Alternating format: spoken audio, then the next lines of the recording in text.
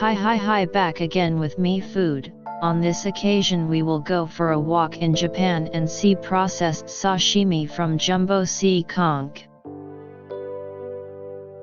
Japanese snacks are diverse snacks, especially seafood snacks, one of which is made from sea snails. In choosing processed, traders will usually peddle in the form of still life.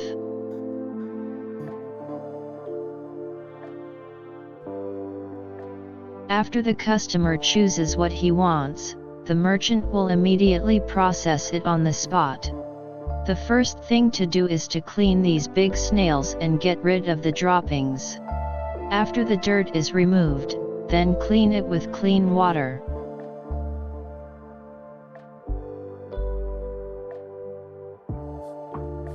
After cleaning, the worker will cut the clean snail body into several pieces with thin pieces. After being cut, the next thing is to wash the snail meat again to make it clean. After that, the snail meat will be put in a place that has been prepared with a mixture of vegetables and other ingredients.